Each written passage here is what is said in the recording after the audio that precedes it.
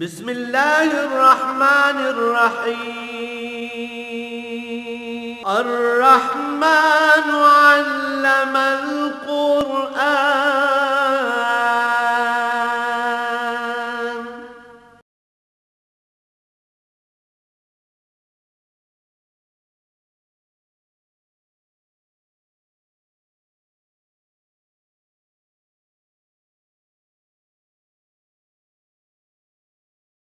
الحمد للہ رب العالمین والصلاة والسلام علی حبیبہ محمد وآلہ وصحبہ اجمعین اعوذ باللہ من الشیطان الرجیم بسم اللہ الرحمن الرحیم وما الحیاۃ الدنیا الا لعب ولہو ولدار الآخرۃ خیر للذین یتقون افلا تعقلون قد نعلم انه ليحزنك الذي يقولون فانهم لا يكذبونك ولكن الظالمين بآيات الله يجحدون اللهم سبحانك لا علم لنا الا ما علمتنا انك انت العليم الحكيم مولاي صل وسلم دائما ابدا على حبيبك خير الخلق كلهم۔ اور دنیا کی زندگی اس کے سوا کچھ نہیں کہ محض ایک کھیل تماشا ہے، لیکن آخرت بہترین زندگی ہے مگر ان لوگوں کے لیے جن کے معاملات اللہ کریم کے ساتھ درست رہتے ہیں۔ کیا ان میں اتنا شعور بھی نہیں ہے کہ اس بات کو سمجھ سکیں؟ اور فرمایا ہم جانتے ہیں کہ ان لوگوں کی باتیں آپ کو بہت دکھی کرتی ہیں، لیکن آپ یہ بھی خیال فرمائیں کہ یہ آپ کی تکذیب نہیں کرتے،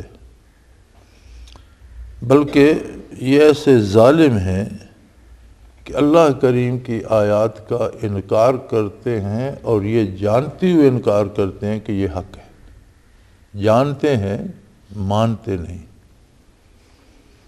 یہ سادہ سا با محاورہ ترجمہ ہے ان دونوں آیات مبارکہ کا۔ فرمایا وَمَا الْحَيَاةُ الدُّنْيَا، دنیا کی زندگی اس کے سوا اور ہے کیا، یعنی بالکل اس کی حقیقت ایسی ہے إِلَّا لَهْوٌ وَلَعِبٌ کہ یہ ایک کھیل تماشا ہے۔ اللہ کریم نے اس کی مثال ایسے دی ہے جیسے بچے کھیلتے ہیں، گھروندے بناتے ہیں، مختلف چیزیں رکھتے ہیں، یہ بیڈ ہے، یہ میز ہے، یہ چولہا ہے، یہ فلاں ہے، یہ فلاں ہے، اور جب کھیل ختم ہوتا ہے تو اسے چھوڑ چھاڑ کے چلے جاتے ہیں۔ پانی کے کنارے ریت کے گھروندے بناتے ہیں، بڑی محنت کرتے ہیں، پھر یہ میرا ہے، یہ آپ کا ہے، یہ وہ ہے، یہ وہ ہے، یہ قلعہ ہے، یہ تھانہ ہے، یہ شہر ہے، پھر سب کچھ چھوڑ کے چلے جاتے ہیں۔ کہ دنیا کی زندگی کی حقیقت صرف اتنی ہے کہ ساری زندگی انسان تنکا تنکا جوڑتا رہتا ہے، جمع کرتا رہتا ہے، بناتا رہتا ہے، سنوارتا رہتا ہے، اور بالآخر سب کچھ چھوڑ چھاڑ کے چلا جاتا ہے۔ لیکن دنیاوی زندگی کہتے کسے ہیں؟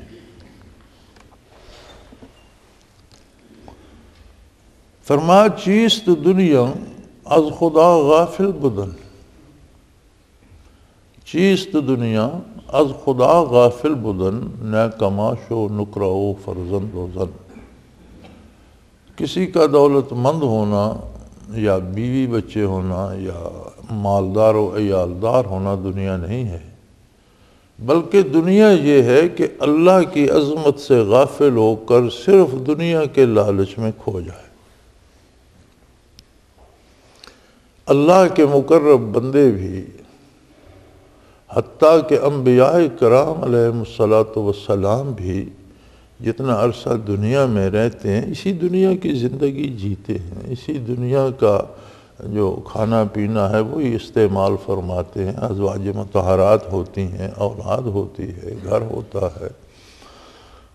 پھر انبیاء علیہم السلام میں وہ ہستیاں بھی ملتی ہیں جو ملکوں کے حکمران ہوئے اور بہت بڑے عظیم الشان حکمران ہوئے اور بڑے مالدار حکمران ہوئے، اور ایسے بھی ملتے ہیں جو عام آدمی کی طرح جنہوں نے زندگی گزاری، اور ایسے بھی ملتے ہیں جن کی بات ہی کسی نے نہیں سنی، ساری دنیا میں ساری عمر محنت اور مجاہدہ کرتے رہے۔ تو انبیاء علیہ السلام کی حیات مبارکہ میں ساری مثالیں موجود ہیں، لیکن کسی نبی کا کوئی کام کبھی دنیا نہیں ہوتا، دین ہوتا ہے۔ کام دنیا ہی کے کرتے ہیں، لیکن دنیا کا کام کرنا بھی دین ہو جاتا ہے جب وہ اللہ کے حکم کے مطابق کیا جائے۔ یہ بڑا تھوڑا سا فرق ہے۔ مومن اور کافر ایک سی زندگی گزارتے ہیں، شادی کرتے ہیں، روزگار کرتے ہیں، روزی کماتے ہیں، بچے پالتے ہیں، گھر بناتے ہیں، مر جاتے ہیں۔ کیا فرق ہے؟ فرق یہ ہے کہ مومن اللہ پر ایمان رکھتا ہے اور اپنے کردار کو احکام الہی کے تابع کرتا ہے۔ مومن حلال کماتا ہے، حرام سے بچتا ہے۔ کافر کو دولت چاہیے، اسے حرام حلال سے غرض نہیں ہے۔ وہ سود سے آئے، وہ چوری سے آئے، وہ ڈاکے سے آئے، وہ رشوت سے آئے، اسے دولت چاہیے۔ مومن کو دولت نہیں چاہیے، مومن کو اللہ کی رضا چاہیے۔ وہ کام کرتا ہے حدود شرع کے اندر، اور یہ حدود شرع کے اندر کام کرنا دین ہوتا ہے، دنیا نہیں ہوتی۔ ایک بہت مشہور مقدمہ انگریزوں کے زمانے میں بہاولپور میں چلا تھا۔ ایک شخص نے اپنی بچی کا نکاح کر کے کسی کو دیا اور رخصتی نہیں ہوئی تھی۔ نکاح کے بعد وہ بندہ قادیانی ہو گیا، مرتد ہو گیا۔ تو اس بچی نے بھی کہا کہ میں تو اس کے پاس نہیں جاؤں گی، میری اس کی شادی تو ختم ہو گئی، یہ تو مرتد ہو گیا۔ اور وہ آدمی بھی دیندار تھے، انہوں نے بھی منع کر دیا۔ اس نے تقاضا کیا، وہ عدالت میں چلے گئے۔ یہ بہاولپور کا مشہور مقدمہ ہے، انگریزوں کے زمانے میں یہ مقدمہ سنا گیا۔ بعد میں علماء نے اس کی ساری کارروائی جمع کی، وہ بڑی بڑی اتنی موٹی جلدوں میں، 4-5 جلدوں میں وہ مقدمہ بہاولپور مشہور ہے۔ اور ہم نے ساتھیوں سے مل کر کوشش کی تھی الحمدللہ کہ اس کی تلخیص نکالی جائے، کہ اتنی بڑی بڑی جلدیں پڑھنا سب کے لیے آسان نہیں تھا، تو اس کی تلخیص بھی یہاں شائع کی ادارے نے، دارالعرفان نے، ہونی چاہیے، لائبریری میں مل جانی چاہیے۔ تو اس مقدمے کی ساری بنیاد اس بات پر تھی کہ یہ مرزائی ہو کر، قادیانی ہو کر مرتد ہو گیا ہے اور نکاح نہیں رہا۔ اس میں بڑے صغیر کے چوٹی کے علماء اس میں تشریف لائے، حتیٰ کہ سید انور شاہ کشمیری رحمۃ اللہ تعالیٰ علیہ دیوبند سے تشریف لائے۔ آپ بہت ضعیف تھے، لیکن جو علماء بحث میں حصہ لے رہے تھے ان کی مدد فرماتے تھے۔ قادیانیوں کی طرف سے شمس نام کا ایک مولوی تھا، اور وہ بھی دیوبند کا پڑھا ہوا تھا، حضرت کے شاگردوں میں سے تھا، لیکن مرتد ہو گیا دنیاوی لالچ میں آ کر۔ تو ایک موقع پر علماء اسلام نے اس قادیانی کی جھوٹی نبوت کے ثبوت میں یہ دلیل بھی پیش کی کہ اس نے تو انگریزوں کے رسومات کو دین کہا ہے اور انگریزوں کے رواج کی پیروی کی ہے، اور ملکہ برطانیہ کا دعاگو بنا ہوا ہے۔ تو قادیانیوں کا جو تھا مولوی، اس نے اس کا جواب یہ دیا کہ نبی کریم صلی اللہ علیہ وسلم کی خدمت میں بھی کوئی قاصد آیا تھا کسی ملک کا، اور جس سے حضور بہت ناراض ہوئے۔ تو اس نے کہا کہ حضور صلی اللہ علیہ وسلم نے فرمایا کہ قاصدوں کو قتل نہیں کیا جاتا، ورنہ میں تمہارے قتل کا حکم دیتا۔ تو یہ قاصدوں کو قتل نہ کیا جانا زمانہ جاہلیت کا اور عہد کفر کا رواج تھا، تو حضور نے بھی رواج کی پیروی کی ہے۔ تو یہاں جو علماء اہل سنت تھے ذرا ٹھٹکے، تو سید انور شاہ کشمیری رحمۃ اللہ علیہ کھڑے ہو کر انہوں نے فرمایا کہ محمد الرسول اللہ صلی اللہ علیہ وسلم اللہ کے نبی اور رسول تھے اور ساری انسانیت کی طرف تھے، اور انہوں نے اعلان فرمایا تھا ایھا الناس انی رسول اللہ الیکم جمیعا، اور ان کے حق میں قرآن نے فرمایا تھا ما ینطق عن الہوی ان ھو الا وحی یوحی۔ لہٰذا اگر کوئی سابقہ رواج دنیا میں تھا اور اسے حضور نے قبول کیا تو حضور نے وہی الہی سے قبول کیا، جب حضور نے قبول کیا تو وہ رواج نہیں رہا، وہ دین بن گیا۔ تمہارا تو نبی کبھی کہتا ہے عارضی نبی ہوں، کبھی کہتا ہے ذلی نبی ہوں، کبھی کہتا ہے بروزی نبی ہوں، کبھی کہتا ہے میں مستقل نبی نہیں ہوں، تو اس میں تو وہ قوت نہیں ہے کہ یہ رواج کو دین بنا دے۔ لیکن حضور تو امام الانبیاء تھے، اگر پہلے رواج تھا تو جب حضور نے قبول فرمایا وہ دین ہو گیا۔ تو دنیا کے سارے امور جب حضور صلی اللہ علیہ وسلم کی اطاعت میں ڈھل جاتے ہیں تو دنیا نہیں رہتے، دین ہو جاتے۔ آپ صلی اللہ علیہ وسلم نے فرمایا کہ مومن بیوی بچوں کو جو کھانا کھلاتا ہے یا روٹی کپڑا خرچہ دیتا ہے تو وہ اس کا صدقہ شمار ہوتا ہے۔ عرض کی کہ رسول اللہ یہ تو اس کے ذمہ ہے، نانو نفقہ تو جب نکاح کرتا ہے تو اس کی ذمہ داری ہے، تو یہ کیسے صدقہ ہو گیا؟ تو فرمایا جو ذمہ داری اللہ کی طرف سے آئے اسے پورا کرنا ہی عبادت ہے۔ اگر اس کی ذمہ داری ہے وہ پوری کرتا ہے تو پھر یہ عبادت الہی شمار ہو۔ تو مومن بھی دنیا میں جب رہتا ہے تو دنیا ہی کے کام کرتا ہے، دنیا ہی کا لباس پہنتا ہے، دنیا ہی کے کھانے کھاتا ہے، دنیا ہی میں مزدوری کرتا ہے، دنیا ہی میں گھر بناتا ہے، دنیا کی سواریاں استعمال کرتا ہے، دنیا کی بنائی ہوئی ایجادات سے استفادہ کرتا ہے۔ لیکن جب وہ حدود شرع میں رہ کر حضور کی سنت کے مطابق اور دین کے مطابق کرتا ہے تو وہ دنیا نہیں رہتی، وہ دین ہو جاتا ہے۔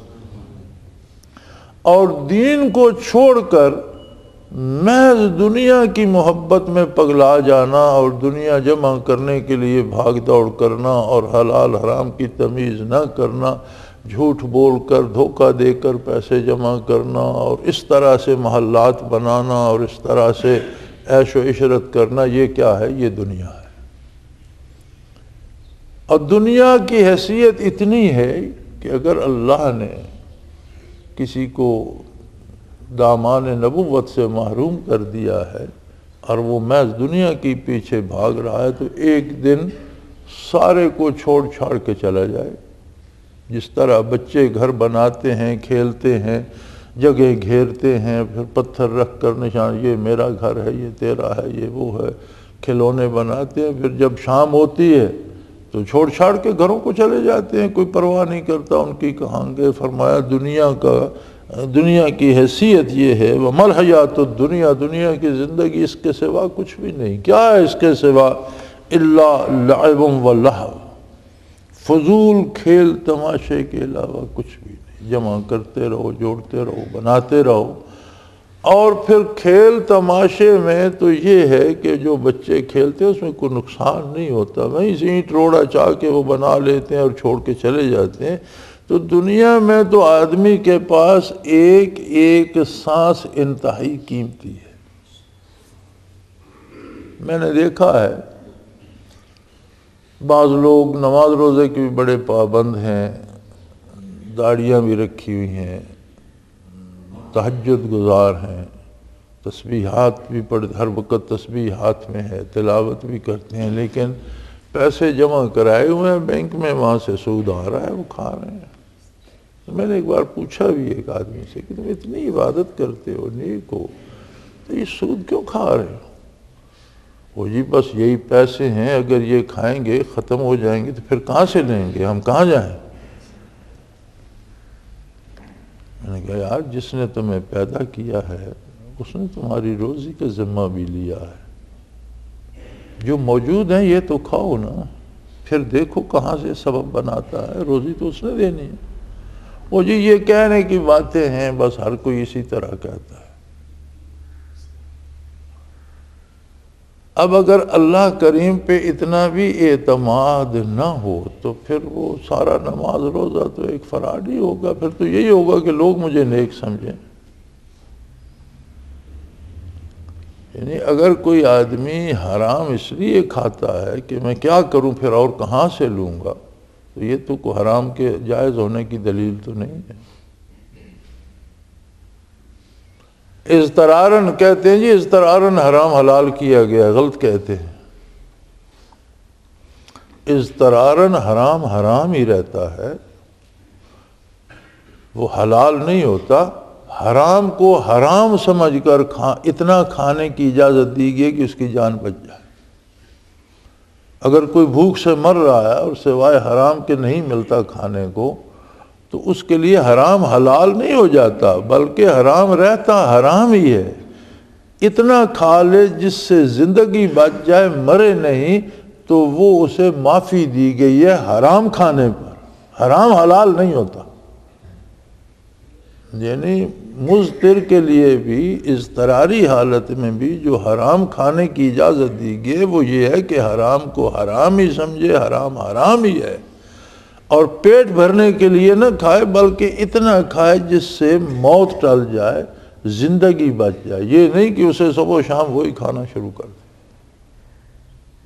حرام حلال نہیں ہوتا، حرام حرام ہی رہتا ہے۔ اضطرارن بھی حلال نہیں ہوتا، بلکہ اسے حرام سمجھ کر اتنا کھانے کی اجازت دی گئی ہے کہ اس کی جان بچ جائے۔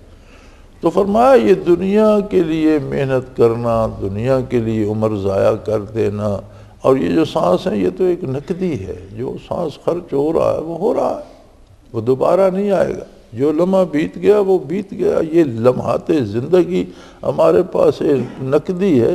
دنیا کی نقدی کا آپ کو اتنا خیال ہے کہ یہ پیسے ختم نہ ہو جائیں، سود لیتا رہوں، تو یہ نقدی جو آپ کی مٹھی سے ریت کی طرح گر رہی ہے، زندگی کا ایک ایک لمحہ جا رہا ہے، اس کا بھی کبھی حساب کیا؟ اگر اس کو آپ دنیا پہ نچھاور کر دیں گے تو آخرت میں کیا ہوگا؟ کیونکہ دنیا کی زندگی تو محض ایک آزمائشی ہے اور بہت تھوڑی سی ہے، بہت تھوڑی سی۔ ابدی زندگی اور ہمیشہ ہمیشہ کی زندگی کے مقابلے میں 50 60 70 سال کو رکھ کے دیکھے تو کیا بنتا ہے؟ کچھ بھی۔ وہ زندگی جس نے کبھی ختم ہی نہیں ہونا۔ علامہ جلال الدین سیوطی رحمۃ اللہ تعالیٰ علیہ شرح صدور فی شرح احوال الموتى والقبور میں فرماتے ہیں کہ دائمی انسان کو ابد تک کے لیے پیدا کیا گیا ہے۔ یہ ایسی مخلوق ہے اللہ کی جسے اللہ نے پیدا کیا ہے اور اس کے لیے دوام لکھ دیا کہ یہ ہمیشہ رہے گی، یہ میری حمد کرتی رہے گی، میں اس پر عنایات کرتا رہوں گا، یہ دربار سجا رہے گا، میرے یہ بندے میری پاکی بیان کرتے رہیں گے، مجھے سجدے کرتے رہیں گے، مجھے یاد کرتے رہیں گے، مجھے دلوں میں بساتے رہیں گے، میں ان پر اپنے کرم کی نوازشات کی رحمت کی بارشیں کرتا رہوں گا۔ وہ فرماتے ہیں انسان تجھے پیدا ہی ابد کے لیے کیا گیا ہے، لیکن چونکہ یہ بہت بڑا انعام تھا، یہ کوئی معمولی بات تو نہیں تھی کہ تجلیات باری تجھ پہ نچھاور ہوتی رہیں، تجھے اللہ کی زیارت ہو، تجھے اللہ سے ہم کلام ہونے کی سعادت نصیب ہو، یہ تو مخلوق میں کسی کو جرأت ہی نہیں۔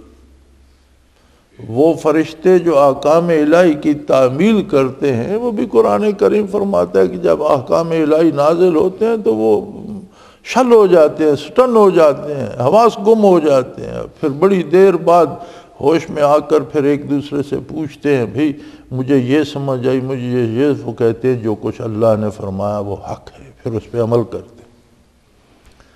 اتنی جرأت ان میں نہیں ہے کہ آنکھ اٹھا کر جمال باری کی طرف دیکھیں، اتنی جرأت ان میں نہیں ہے کہ وہ اپنی بات کچھ عرض کریں کہ یا اللہ یہ ایسے نہیں ایسے انہیں، نہ، جو حکم مل گیا اس کی تعمیل پہ لگ گئے۔ تو انسان تو باتیں کرتا ہے، انسان تو دیکھے گا اللہ کو روبرو، اسے تو دیدار باری ہوگا، اللہ سے ہم کلام ہوگا، اللہ سے جھگڑے کرے گا، یا اللہ مجھے بخش دیا ہے تو یہ غریب میرا ساتھی ہے، اسے میرا ساتھ دنیا میرا یہ مجھے دے دے یار، اسے اللہ کریم ہو گیا گناہ ہو گیا تو کیا ہے۔ یہ جرت انسان کے سوا۔ بچے شور کریں گے یا اللہ ہم تو جنتی ہیں لیکن ہمارے ماں باپ سے خطا ہو گئی تو آپ انہیں معاف کرنا، ہم ماں باپ کے بغیر جنت میں کیسے رہیں گے۔ اب یہ جرت رندانہ سوائے انسان کے کسی کو نہیں دی گئی، کیونکہ یہ اتنا بڑا انعام تھا جس کا کائنات میں کوئی تصور کسی مخلوق کے پاس نہیں، جو انسان کو دیا گیا۔ تو اللہ کریم نے چھوٹی سی آزمائش رکھ دی، چند دنیاوی چیزیں سجا دیں۔ اب دنیا کو برا کہا جائے تو اس معنی میں تو برا کہہ سکتے ہیں آپ کے یہ بندے کو اللہ کی طرف سے بھٹکا دیتی ہے، لیکن اسے بدصورت یا بے مزہ نہیں کہہ سکتے، چونکہ اللہ نے اسے ایسے معیار کا بنایا ہے کہ اپنے مقابلے پہ رکھ دیا۔ اس میں بھی اتنی لذتیں، اتنی خوشنمائی، اتنی دل فریبی رکھی ہے، یہ بھی اللہ کی بہترین صنعت ہے۔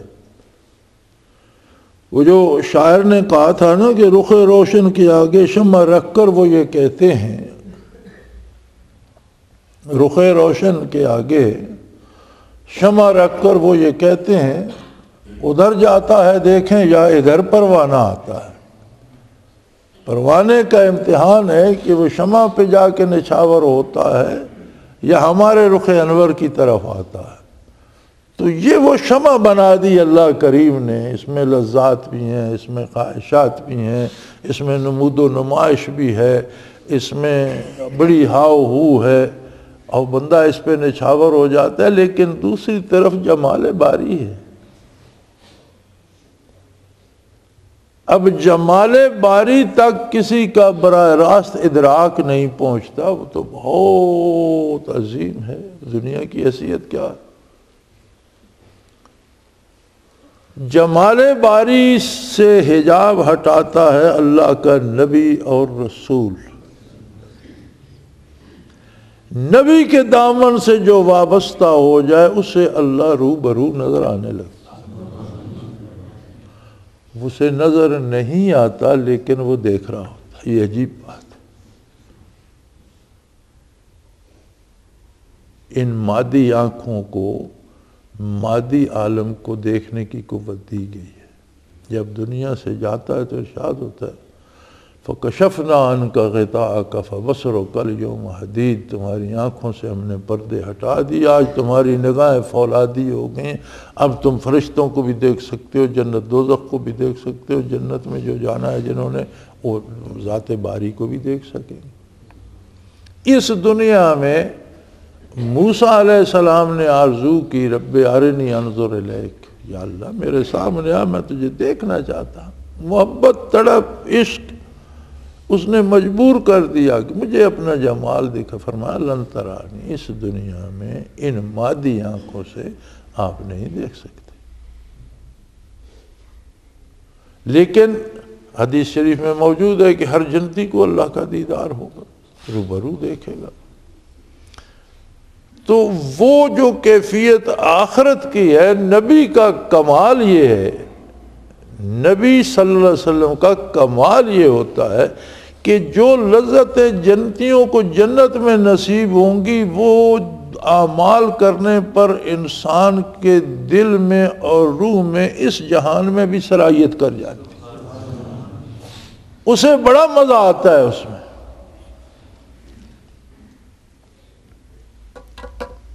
ہم نورپور بیٹھے تھے،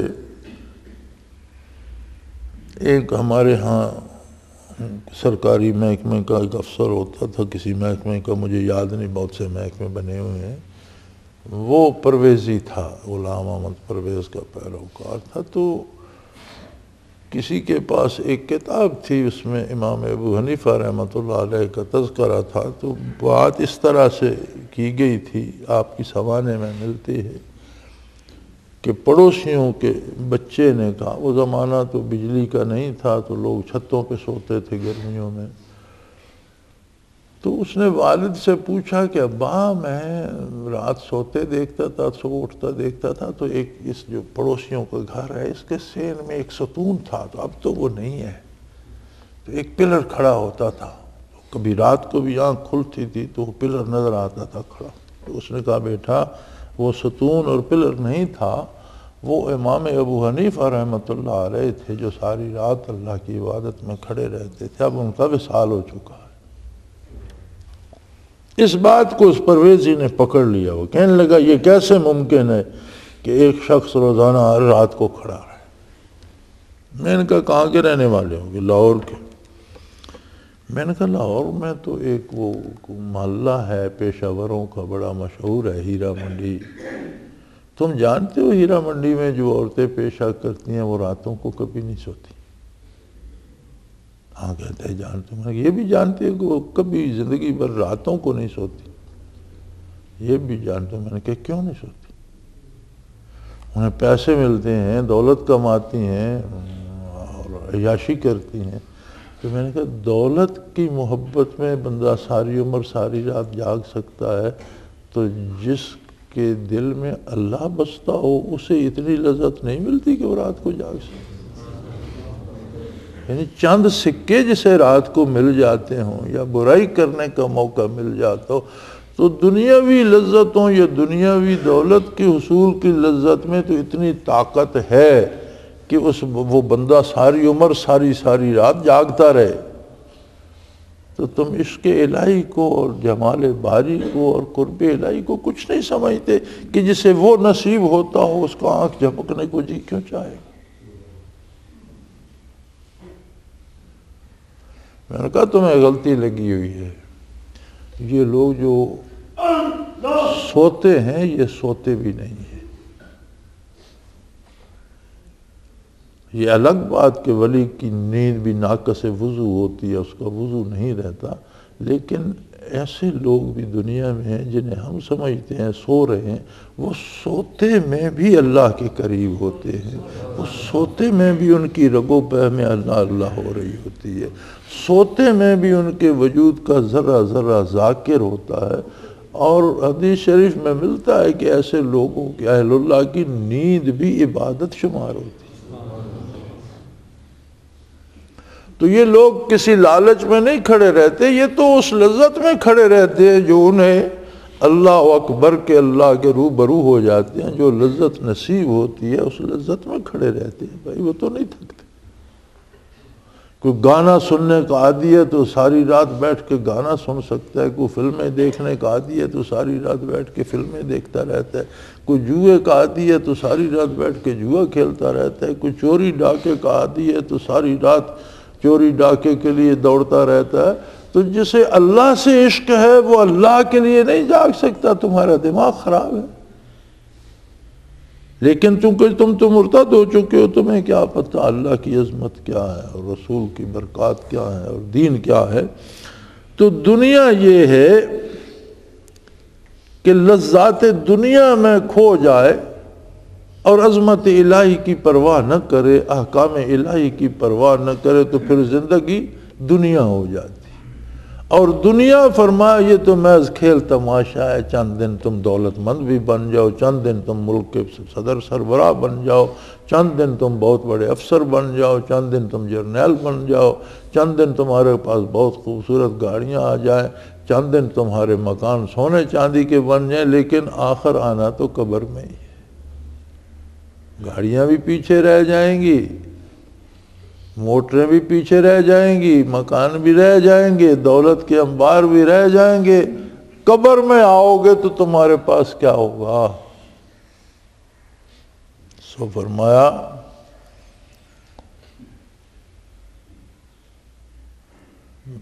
وَلَدَارُ الْآخِرَةُ خَيْرٌ، اصل مزہ تو تب ہے کہ قبر میں جاؤ تو تمہارے پاس دولت ہو، قبر میں جاؤ تو تمہارے پاس زندگی کا سامان ہو، قبر میں جاؤ تو تمہارے پاس راحت آفرین بستر ہو، قبر میں جاؤ تو تمہارے خوبصورت محل ہوں، وہاں قبر میں جاؤ تو تمہارے خوبصورت گھر وہاں ہوں، وہاں کھانے پینے کی چیزیں، زندگی۔ فرمایا مزہ تو تب ہے کہ آخرت جو ہے بہت بہترین ہے، بہت خوبصورت ہے، لیکن ہے ان لوگوں کے لیے الذین یتقون، جو دنیا میں اللہ سے بنا کر رکھتے ہیں۔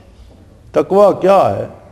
اللہ سے بنا کر رکھنا، اللہ کی اطاعت کرنا، اس کی عظمت کا اقرار کرنا، اس کے نبی پر جان نچھاور کرنا، اس کے نبی کی پیروی کرنا صلی اللہ علیہ وسلم، اس کے نبی کی اطاعت کرنا، یہ تقویٰ ہے۔ فرمایا مزے کی زندگی تو آخرت کی ہے، جس میں مزہ ہی مزہ ہے، کوئی تلخی نہیں ہے۔ دنیا کی نعمتوں میں جہاں لذت ہے وہاں تلخی ہے۔ ساری عمر ہم میٹھا کھاتے ہیں، اب شوگر ہو گئی جی، اب یہ میٹھا کھائیں گے تو مر جائیں۔ کمال ہے، میٹھا کھانے سے مرتے ہیں؟ ہاں جی، میٹھا کھاؤ گے تو مر جاؤ۔ اب میٹھا آم ہے جی نہ کھاؤ، میٹھا انگور ہے جی نہ کھاؤ، میٹھا کیلا ہے جی نہ کھاؤ، میٹھا پھل ہے نہ کھاؤ، میٹھی روٹی ہے نہ کھاؤ، میٹھا مٹھائی بنی ہے کھانے کی نہ کھاؤ۔ یار یہ کیا ہوا؟ یہ تو بڑی مزیدار چیز ہے، یہ صحت مند ہونی چاہیے، صحت اس سے طاقتور، اس سے طاقت بڑھنی چاہیے۔ نہیں نہیں، اس سے موت آ جائے گی۔ یہ دنیا کی نعمتوں میں ہے نا۔ کسی ایک چیز سے الرجی ہو جاتی ہے، وہ بڑی اچھی چیز ہے، جب منہ میں ڈالو تو سارا جسم خراب ہو جاتا ہے، یا کوئی تکلیف شروع ہو جاتی ہے، چھوٹ جاتی ہے، وہ نہیں۔ فرمایا آخرت زندگی میں نہ کسی چیز سے الرجی ہوتی ہے، نہ اس کا کوئی سائیڈ ایفیکٹ ہوتا ہے، نہ وہ، تو اس میں آرام ہی آرام، لذت ہی لذت ہے، مزہ تو وہاں ہے۔ یہاں تو دولت اکٹھی کر لی، اب اسے چھپائے چھپائے پھرتے ہیں، بھاگ رہے ہیں، کوئی اس ملک میں رکھو، کوئی اس ملک میں رکھو، پیچھے عدالت لگ گئی، پولیس لگ گئی، وہ کہتے ہیں نکالو، وہ کہتا ہے چھپاؤ، اسی میں زندگی بیت جائے گی، موت آ جائے گی، اس دولت کا کیا فائدہ؟ جسے آپ اپنا ہی نہیں کہہ سکتے۔ گھر خریدا جی، بہت بڑا گھر ہے جی، لندن میں بہت بڑا محل ہے، خریدا، وہ پیچھے پولیس لے، وہ کہتے ہیں نہیں جی میرا نہیں ہے۔ کمال ہے یار، اس کے لینے کا کیا فائدہ؟ نہ آپ اس میں رہ سکتے ہیں، نہ اسے استعمال کر سکتے ہیں، آپ یہ نہیں کہہ سکتے کہ وہ میرا ہے، آپ قسمیں اٹھاتے پھرتے ہیں میرا نہیں ہے، میرا نہیں، تو پھر لینے کا کیا فائدہ؟ فرمایا دنیا فضول سی چیز ہے، اس کی جو بظاہر لذت ہیں ان میں بھی درد چھپا ہوا۔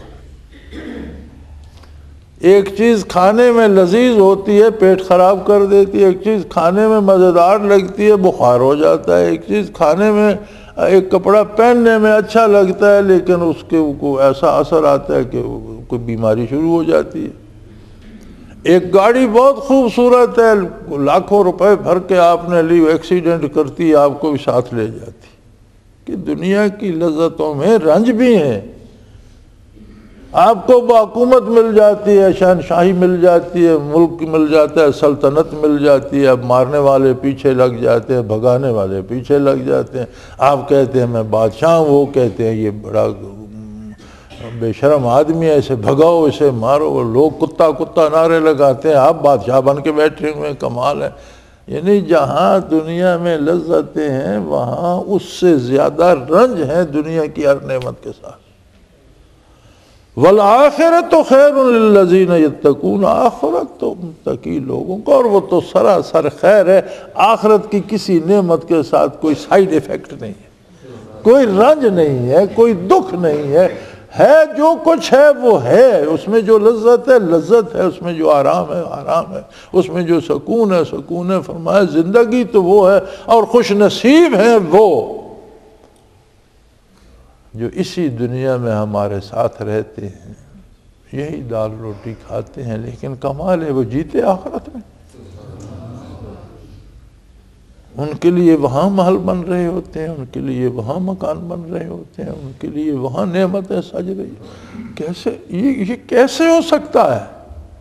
ہو سکتا ہے اگر اپنا ناطہ محمد الرسول اللہ سے استوار کرو، جیسے حضور فرماتے ہیں ویسے کرو، یہ نعمت تمہارے لیے ہے۔ وآخر دعوانا ان الحمدللہ رب العالمین۔ اللہ اللہ اللہ Allah, Allahu, Allahu, Allahu, Allah.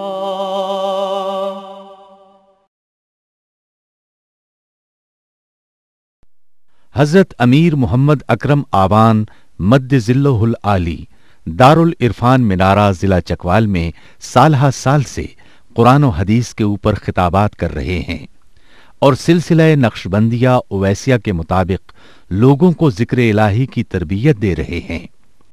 وہ قرآن پاک کی تفسیر ترتیب وار بیان کر رہے ہیں۔ تفسیر قرآن کو وہ موجودہ ملکی اور بین الاقوامی حالات کے مطابق بیان کرتے ہیں۔ موٹر وے سے کلر کہار کے انٹرچینج سے نکلتے ہوئے کلر کہار کی جھیل سے ہوتے ہوئے میانی، بوچھال اور نور پور سے گزرتے ہوئے دارالعرفان منارہ پہنچ سکتے ہیں۔ حضرت امیر محمد اکرم آوان نے بچیوں اور بچوں کی دینی اور دنیاوی تعلیم کے لیے سقارہ اکیڈمی کے نام سے ایک درسگاہ بھی قائم کی ہے، جس کا افتتاح ملک پاکستان کے صدر جنرل محمد ضیاء الحق نے اپنے دست مبارک سے کیا تھا۔ وہ تمام احباب جو اسلام کی طلب رکھتے ہیں ان سے گزارش ہے کہ دارالعرفان منارہ ضلع چکوال میں امیر محمد اکرم آوان صاحب کے خطابات سے مستفید ہوں۔ وہ ہر جمعے کو نماز سے پہلے بیان فرماتے ہیں۔ ہر ماہ کی پہلی اتوار کو ماہانہ اجتماع ہوتا ہے جس میں آپ خصوصی خطاب فرماتے ہیں اور پاکستان کے چاروں صوبوں سے احباب اس اجتماع میں شرکت کرتے ہیں۔ اس کے علاوہ یہاں سال میں 2 مرکزی اجتماعات بھی ہوتے ہیں، ایک رمضان المبارک میں اعتکاف کا اجتماع اور دوسرا جولائی اور اگست میں 40 دن کا اجتماع ہوتا ہے جس میں روحانی تربیت کی جاتی ہے۔ اپنا خون سیماب دے کر اتنا ہم کر جائیں گے، نام آقا کا چمن میں پھر رقم کر جائیں گے۔